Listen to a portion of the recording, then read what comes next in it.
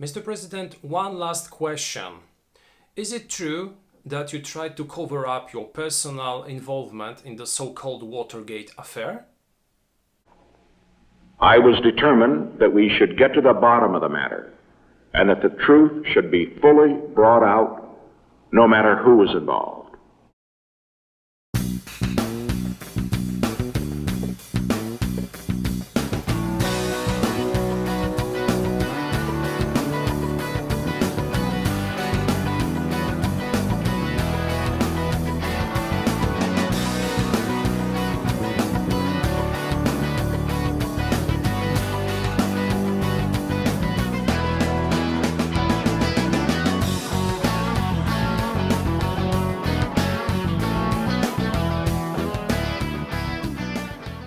Hello, this is Michel Leviathan Sorbet and this is a new episode of Wojennik TV. Today we will jump into the world of politics, but not the contemporary one. We will be traveling back to the 1970s of the past century and we will be taking a closer look at the so-called Watergate affair. This affair led to the resignation of President Richard Nixon, so it was one of the most important, it was one of the most famous during the entire American history. How to call a game covering this affair? Well, the best choice is just to call it Watergate.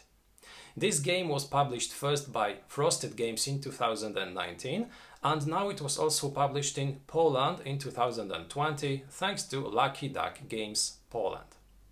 The game was initially designed by Matthias Kramer. It is a game for two players.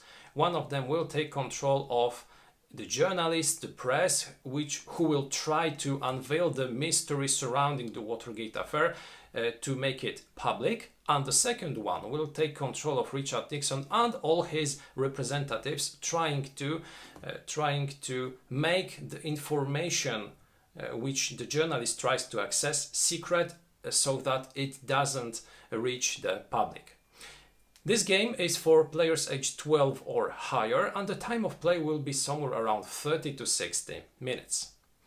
Today I'd like to show you this game, so how the elements look, then I'd like to briefly explain how it works, and at the end I'd like to give you my opinion about this title. So let's begin and take a closer look at Watergate. Here is Watergate, prepared to play a new game. First of all, let's take a look at all the elements that we will be using while playing this game. Now, first we have the game board, which is divided into two parts. The first part on the left side of the board is the connections, is the part where we will be trying to create the connections between the central part of this area, so between the photo of President Nixon and its potential the potential informants of the journalist player. In Watergate, both sides will have very different objectives.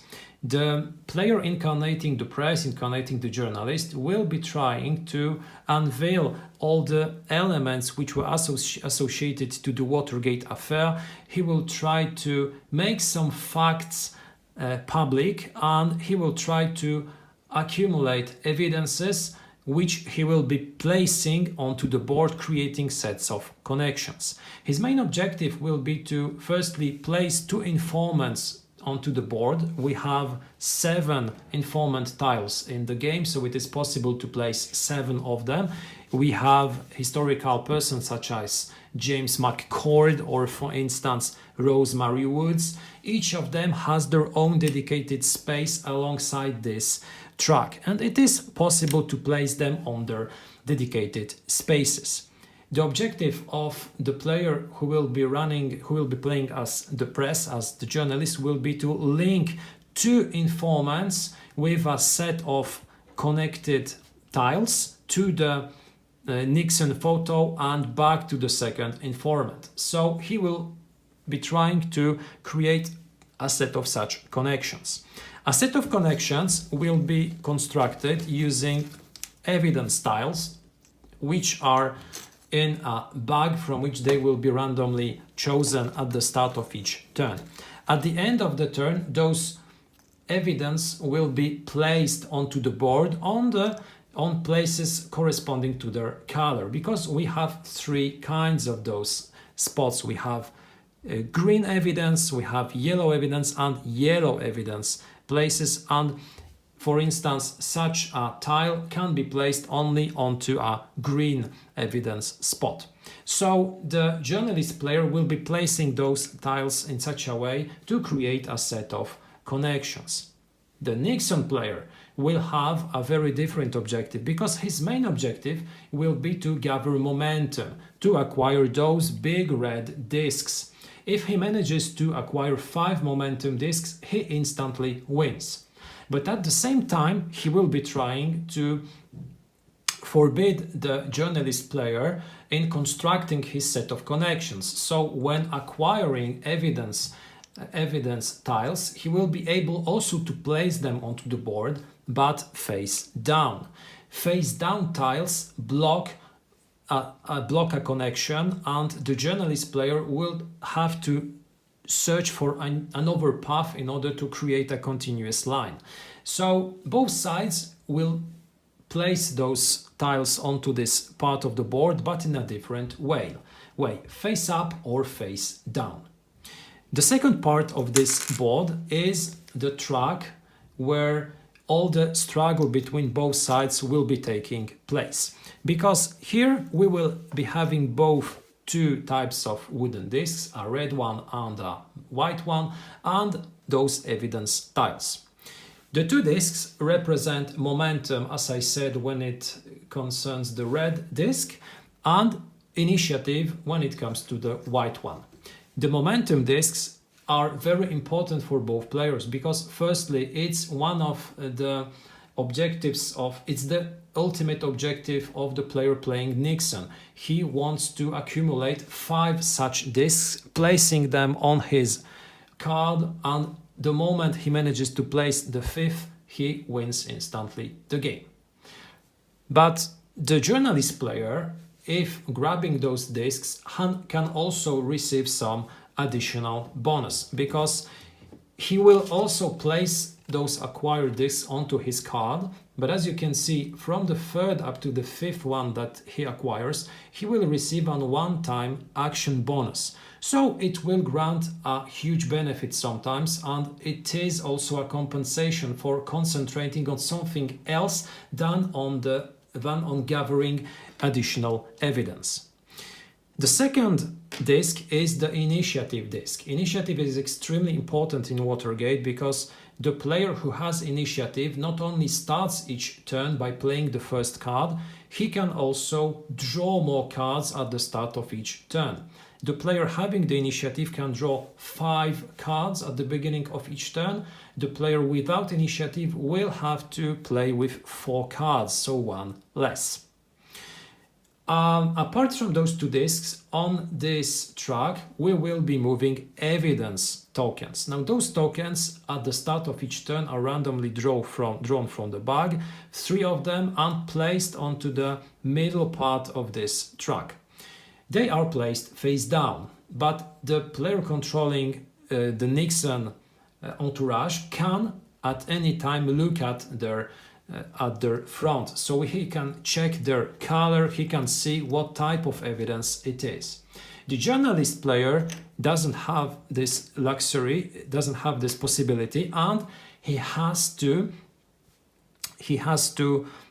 try to guess the color of those tiles up to the moment when such a tile is moved, because at the moment such a tile is moved onto one of the over spaces alongside the track, it is flipped over and the journalist player can see what color it is. Apart from those elements, each player will have their own deck of cards, because Watergate is a card game, and those decks are comprised of, as you can see, a lot of cards, which are different in both decks. But in general, in such a deck, both players will have events and will have also cards which will be used more than once, which are not removed from the game after use.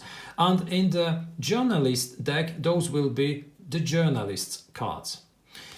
Now, Each card is basically divided into two parts. The upper part indicates a certain number of action points, and it enables you to manipulate objects which are located at the track.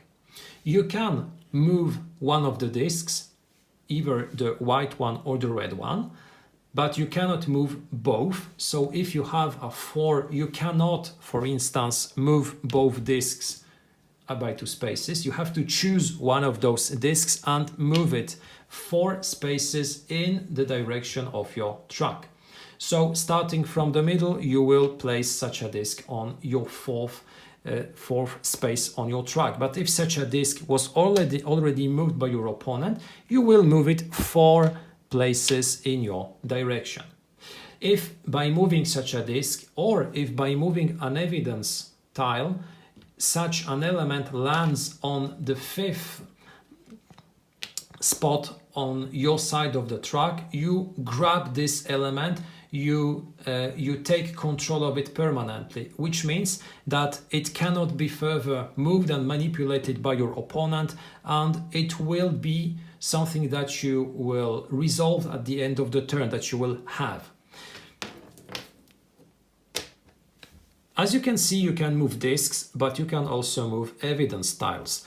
Now, some cards enable you only to move one type of evidence, for instance, green evidence or yellow evidence, whereas other cards will enable you to move more than one type of evidence. Here you can choose the color.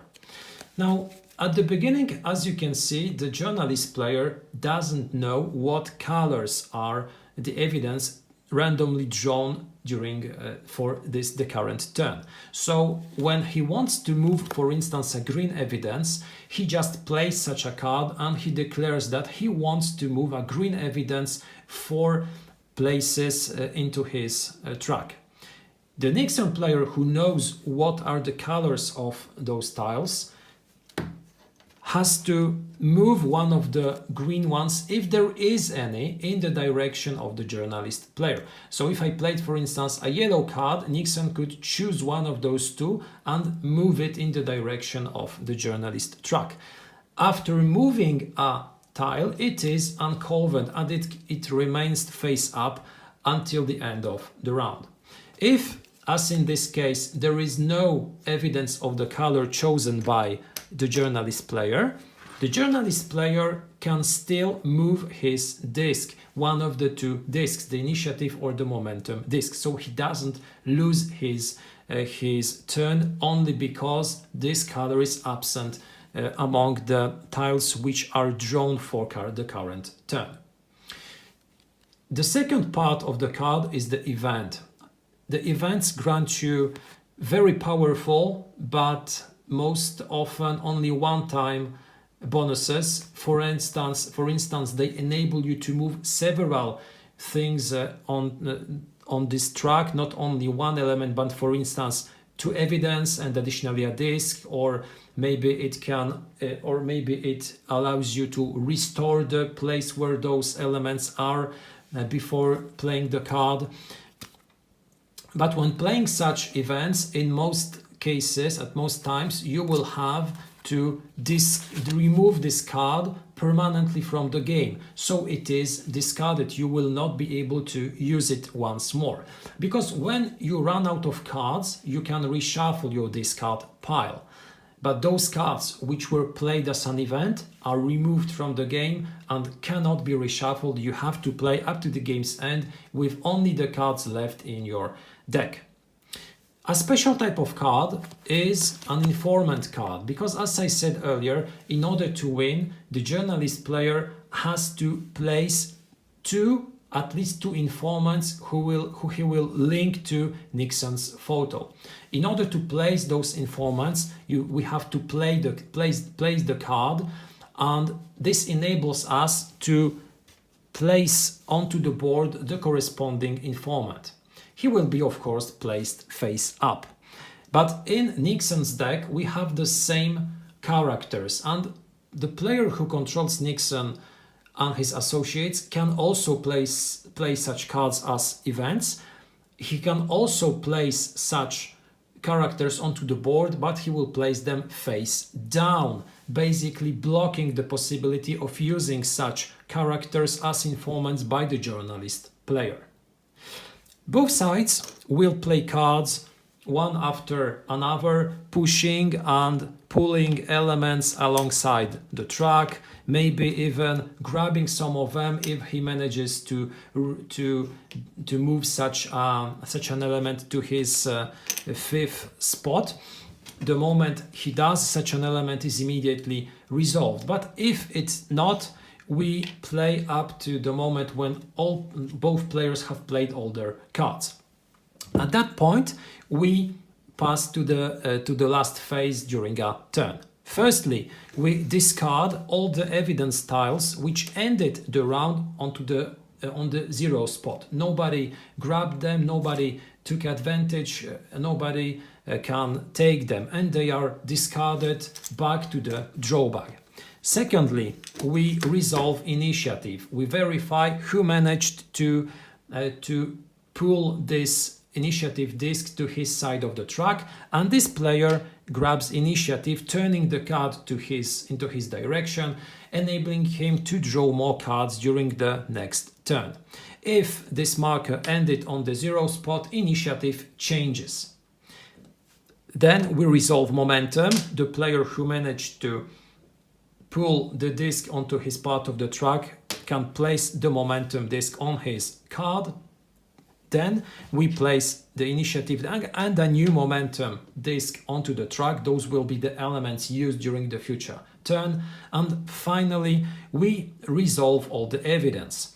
Starting by the player who has the initiative, this player takes all the elements which were on his part of the track, all the evidence, and this player can place those elements onto the board. The journalist player will, of course, place those elements face up, trying to create this set of connections, whereas the Nixon player will place those evidence face down, blocking connections and making life more difficult to the journalist player.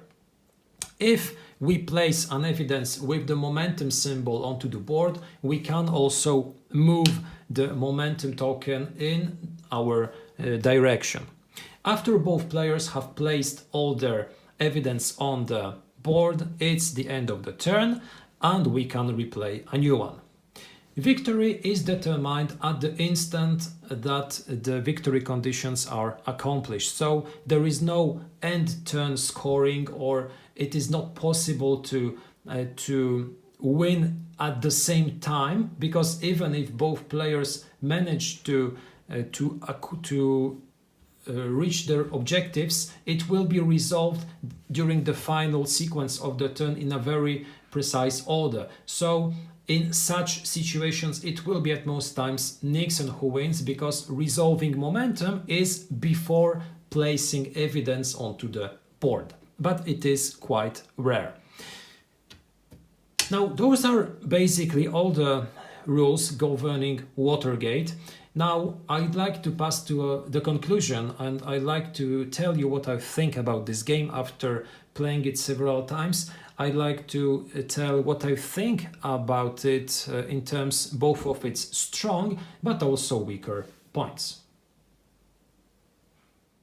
Wojennik TV is one of the media patrons of Watergate in Poland, so I'm extremely proud to present you this review.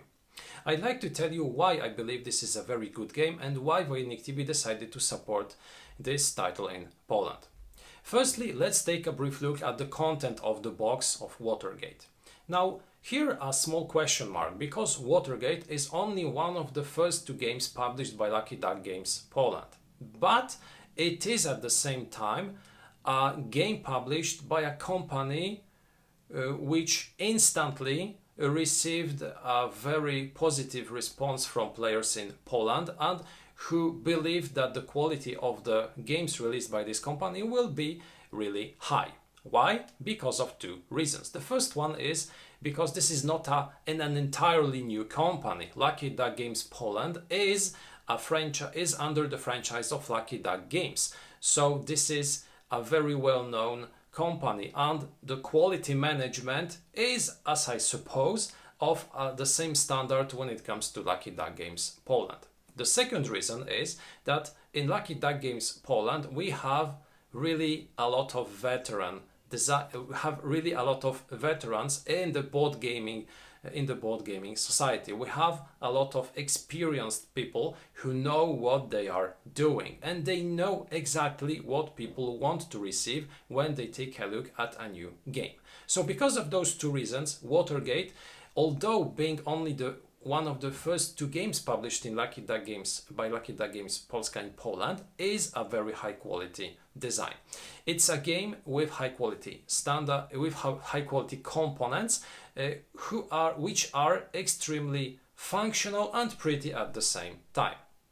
Okay, we can say that the evidence tokens could have been done differently, that they are very abstract, but they are very functional, and this is a thing which I always underline, and which I think is more important even than this physical aspect. Secondly, I very like the cards, because I think that the cards in Watergate are very cleverly designed. They are a little bigger than standard playing cards, and this was a very fine choice, because thanks to it, the font which is present on those cards, the layout of all the information is really outstanding. The cards are divided into a few parts. We have the upper part with the action points, we have the photo, we have the event description, and finally a quotation or another flavor part of the card.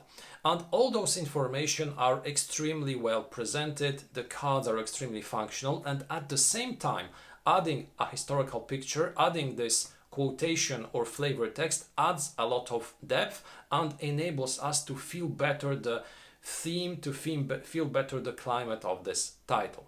So in my opinion, the quality of what we receive in this small box is really high. What I really like in this game, and I think that it is one of the most important positive aspects of this game, is its educational factor. Now, Watergate is set in a political, it has a political theme. It is set in the world of politics, and I know of many people who dislike politics, who do not want to play games which are about politics. And I know a lot of people who are absolutely not interested in history, not only in the history of the world or the US, but for instance, even in its own country's history. But still, those people will enjoy Watergate, because Watergate is a game which is not only for people who are interested in history or in politics.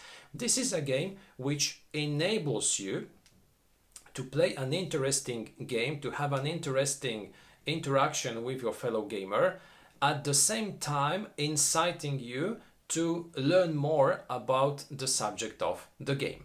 This is due to two things. The first one is because the components which we receive are not only functional, but also they have a lot of small things which make you feel that you are playing a political game about the Watergate affair. So you have those pictures on the cards, you have those informants, you have the picture of Richard Nixon in the middle of the board.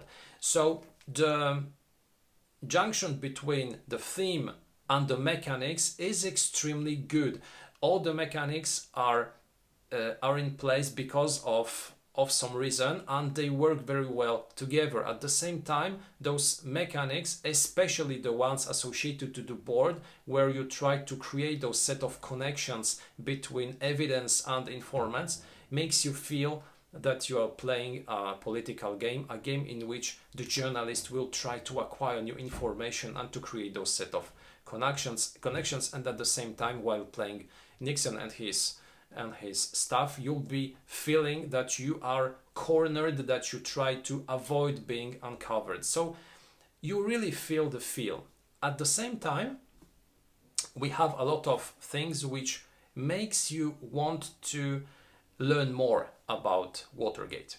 I personally did know that Watergate occurred. I knew that this was the downfall of Richard Nixon. I knew that Watergate is in general a hotel or a complex.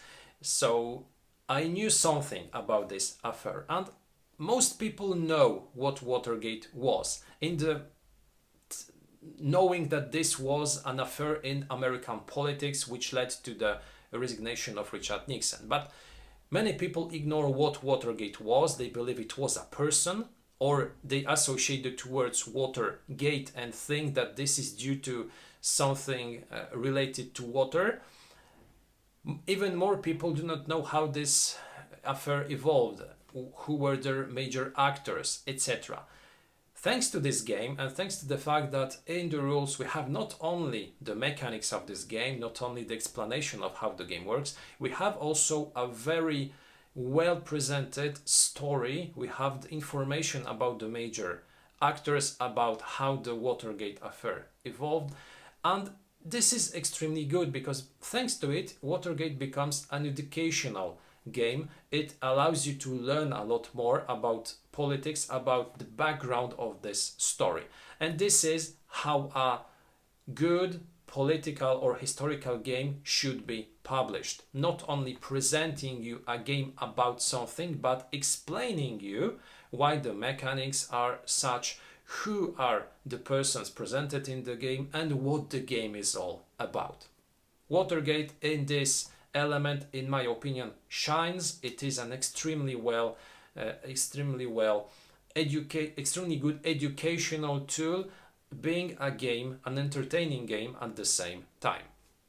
What I like in terms of the mechanical aspect of this game is the fact that firstly, both sides are asymmetrical. You have different objectives playing as the journalist and as Nixon. You will try to gather momentum playing as Nixon. You'll try to gather evidence and place them on the board playing as the journalist. And you might think that in a two-players game, this will mean that both players will just focus on their objectives. But by doing so, they enable their opponent to freely ride through an alley to their victory objectives. So during the game, you'll still have to make some very difficult choices. Sometimes you will sacrifice your own objectives in order to hinder your opponent. And I like it a lot because thanks to it, this game has a lot of depth, it has a lot of decisions, and you will always carefully think how to use your assets during a given turn.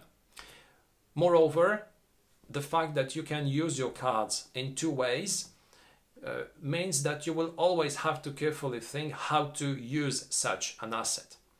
Making the cards which has the biggest number of action points, at the same time events which are removed from the game, gives you another tool and makes you think even more about how to use those assets during the game, because using such a card for its event will grant you a big benefit, but only once. And this will mean that you won't be able to use its high action point value during the plays after a reshuffle. So deciding when to use the event, when to use the points is crucial, is one of the biggest challenges in this game. And I like this fact because when having a card in your hand, you very, very rarely have the feeling that you cannot do anything with such a card. Enabling you to play this card for the action points and moving something alongside the track will mean that at most times you'll still be able to do something interesting with each card. I like the fact that this game has a huge replay value because although you have only one scenario mode or playing mode, it's still a game with a lot of variables, a game in which the informants will be different, the distribution of evidence tiles will be different, the random distribution of cards will be different. So this will be a game which will be played differently each time. At the same time, it's a quick game. It's quick to explain. It's easy to understand. It's easy to set and to play. So you can easily play a game in 40 minutes, even 30 if you well know the cards. you can set up the game, explain it, and still play it under 1 hour, which is a very good time. So what I think are the weaker points of this game? I'd say that there are two things. One of them is not a weaker point, it's something that you should take into consideration while playing this title. This thing is the fact that this game is really is a game which promotes experience. Experienced players who know how both decks are constructed, what assets are on these decks, will have a much easier play than newcomers, people who do not know what to expect from their own and from their opponent's deck. There are some insanely powerful cards, such as the Gambit in the Nixon's deck, and being aware that such a card can appear in your deck or be played by your opponent is a huge advantage. This is the reason why in plays between experienced players and beginners, in 90% of the time, it's the experienced player who'll win. This is not a bad thing, but it is also a thing which really influences the fact that if you want to fully enjoy this game and play it competitively or play it in an with equal chances, both players should be of the same experience. If we have a very experienced player and a beginner, this enjoyment, this joy of play will be different, and a beginner might feel overwhelmed at the end. The second thing which concerns Watergate and which might be an issue is the randomness concerning both the tile draw and the distribution of cards. Sometimes you'll get insanely powerful card draws, sometimes you'll get very weak hands, and you'll still have to play something with what you have on your hand. Sometimes the distribution of those evidence will also be very random. You'll get, for instance, 3 blue evidence, at the same time you'll be holding only yellow and green cards in your hand, and you'll be feeling sometimes that this random distribution makes the game much more difficult from your perspective. This is not a very big issue, because receiving such cards in your hand means that in a moment you'll receive overs, which will be maybe much more powerful than the ones that you have right now. But still, sometimes it can influence maybe not the outcome of the whole game, but a certain part of the game, a certain moment where you'll be feeling that you still can do something, but your opponent takes the upper hand and has the initiative. If he takes both the initiative, if he takes the momentum disc and, for instance, 2 evidence which he can place onto the board and block your connections, you'll be feeling that the game kicked you and that this is not due to your bad play, but due to the random distribution of cards.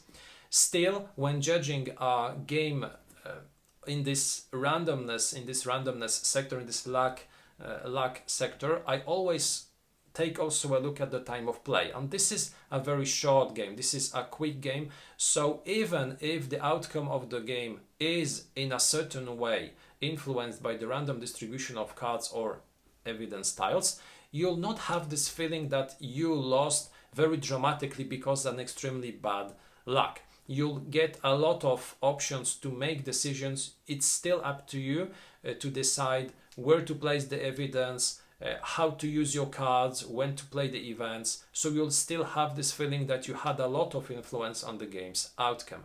At the end, it's not up to a die roll. It's not up to the one last card drawn. Well, sometimes it is, but it's a game which is not a 3-4 hours game ended by a random event. It's still very much in control of the players. Concluding, Watergate is an extremely interesting 2-players game, asymmetrical game for players who do not